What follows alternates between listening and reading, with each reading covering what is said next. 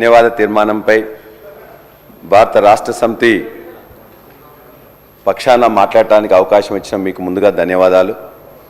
అదేవిధంగా మా భారత రాష్ట్ర సమితి నాయకులు కల్వకుంట్ల చంద్రశేఖరరావు గారికి కూడా ధన్యవాదాలు తెలియజేస్తూ,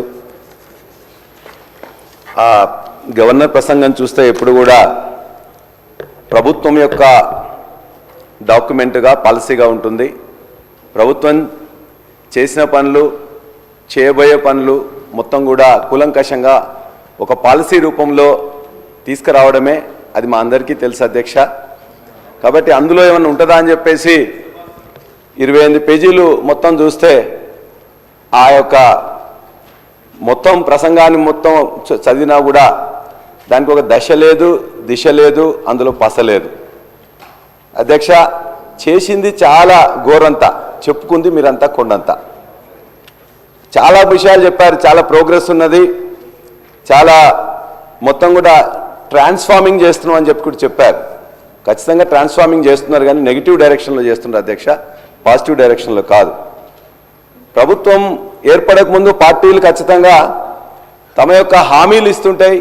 ఆ హామీలు ప్రజలు అడిగినా అడగకున్నా ప్రజల అవసరాల కోసం ఇస్తుంటాయి. మీరిచ్చిన హామీలు నిజంగానే కొంత టైం ఇవ్వాలనే ఉద్దేశంతో సంవత్సరాల పాటుగా మేము ఎక్కువ మాట్లాడలేదు అధ్యక్ష. మీరు ఎవరు ప్రజలు అడగకున్నా మీరు బాండ్ పేపర్స్ ఇచ్చిండ్రు, నమ్మకం కలిగించడానికి డేట్స్ ఇచ్చిండ్రు, అదేవిధంగా డెడ్ లైన్స్ ఇచ్చిండ్రు, కానీ వాటిని ఇప్పటివరకే అన్ని అంశాల మీద కూడా పదే పదే తప్పిండ్రు అధ్యక్ష. దరిదాపుగా ఇవాళ ఇచ్చిన హామీలలో ఒక 10% మీరు మొదలుపెట్టింది, కానీ ఆ 10%లో కూడా అరకొరగానే ఉన్నాయి తప్ప పూర్తిగా ప్రజలందరూ విశ్వాసం కలిగించే విధంగా, వాళ్ళకు ఉపయోగపడే విధంగా ఏ ఒక్క పథకం కూడా ఇప్పటిదాకానైతే పూర్తిగా చేయలేదు అధ్యక్ష. మిగతా 90% హామీలు కూడా ఖచ్చితంగా ఇవాళ చేయలే.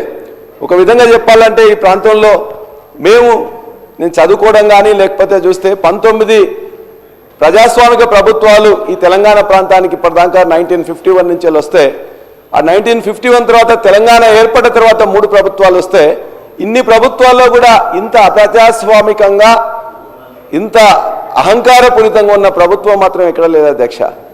అంతేగాని అధ్యక్ష, అనుభవాలు ఏమితో ఇవాళ అత్యంత తక్కువ కాలంలోనే అప్రతిష్ట మూట కట్టుకున్న ప్రభుత్వం ఈ ప్రభుత్వంగా ప్రజలందరూ భావిస్తున్నారు అధ్యక్ష.